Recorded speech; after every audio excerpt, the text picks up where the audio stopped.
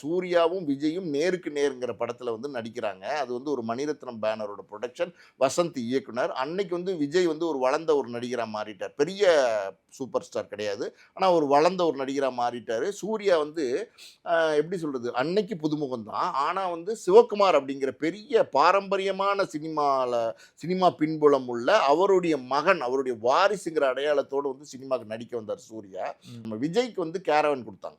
எல்லா வசதிகளையும் விஜய் செஞ்சு குடுத்தாங்க. ஆனா, சூர்யாக்கு எதுவுமே குடுக்கல. எந்த விதமான ஸ்பெசிலிட்டீஸுமே சூர்யாக்கு செஞ்சு குடுக்கல. அதாவது வந்து லிட்ரலி ஒரு ஒரு ரோட்ல ஒரு அவுட்டோர் ஷூட்டிங் நடக்குறாங்க அப்டின்னா, ஒரு துண்ட கட்டிட்டு தான் பேண்ட் எல்லாம் வந்து மாத்திருக்காரு. காஸ்டியூம் ஓகே, சேஞ்சே ஓகே. பார்த்தீங்கன்னா, சட்ட பேண்ட் மாத்துறது வரைக்கும் வந்து ஒரு துண்ட கட்டிட்டு, இல்லைன்னா ஏதோ ஒரு கைலிய கட்டிட்டு, அந்த மாரி தான் வந்து சூர்யா மாத்திருக்காரு. நேருக்கு நேர் படத்துல.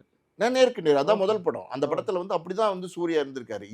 இத வந்து சூர்யா வந்து ரொம்ப மனம் புண்பட்டு ஏன்னா அவரு சார் நீங்க ஒரு விஷயத்த பார்க்கணும். என்னன்னா, சூர்யா புதுமுக நடிகர் தான். ஆனா சூர்யாவுடைய பின்புலத்த நீங்க பார்க்கணும். ஆமா. பெரிய நடிகருடைய மகன்.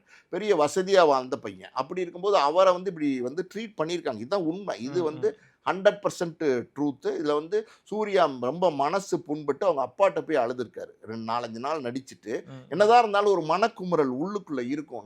நம்ம வந்து எந்த வசதியும் குடுக்காம இப்படி ட்ரீட் பண்றாங்களேன்னு. ஸோ அப்படிப்பட்ட சூழ்நிலையில பார்த்தீங்கன்னா, சூர்யா அவங்க அப்பாட்ட சொல்லியிருக்காரு. அவங்க அப்பா சொல்லியிருக்காரு, "இந்த வசதி எல்லாம் குடுக்குற உயரத்துக்கு நீ வரணும். அப்படி நீ வந்து லட்சியத்தோட, ஒரு தன்னம்பிக்கையோட, வைராக்கியத்தோட நீ ஜெயிச்சு காமிடா. நீ உள்ள வந்துட்டு இதையெல்லாம் ஒரு குறைன்னு சொல்லி நீ வந்து திரும்பி வந்துட்டீன்னா, உன்னை கேவலமா கிண்டல் பண்ணுவாங்க. நீ ம். மத்தவங்களுக்கு முன்னாடி ஜெயிச்சு காமிக்க போறியா? இல்ல வந்து தோத்துட்டு வீட்ல வந்து படுக்க போறியான்னு கேட்கும்போது, நான் ஜெயிச்சு காமிக்கிறேன், ஜெயிச்சு காமிக்கிறேன். இன்னைக்கு எவ்வளோ பெரிய உச்சத்துல இருக்காரு. எல்லாராலயும் எப்படின்னா, அதாவது ஒரு நடிகன வந்து தளபதின்னு கூப்பிடுவாங்க. ஒரு நடிகர வந்து சூப்பர் ஸ்டார்ன்னு கூப்பிடுவாங்க. இன்னொரு நடிகர் வந்து உலக நாயகன்னு கூப்பிடுவாங்க. ஆனா, சூர்யாவை வந்து இன்னைக்கு இருக்கிற இளைஞர்கள்லாம் அண்ணா, அண்ணான்னு கூப்பிடுறாங்க. அண்ணா அப்படின்னு கூப்பிடுற ஒரு நடிகர் யாருன்னா, சூர்யா தான். அந்த அளவுக்கு வந்து உயரத்த அடைஞ்சிருக்காரு. இது எதுக்கு சொன்னேன்னா, இப்படிப்பட்ட பெரிய நடிகர்களுக்கே இப்படிப்பட்ட சிக்கல் நிலை இருக்கும்போது, ஏற்பட்டிருக்கு. கிங்காங் மாரியான நடிகர்களுக்கெல்லாம் இந்த கேலி கிண்டல்லாம் ரொம்ப சாதாரணமா இருந்திருக்கும்.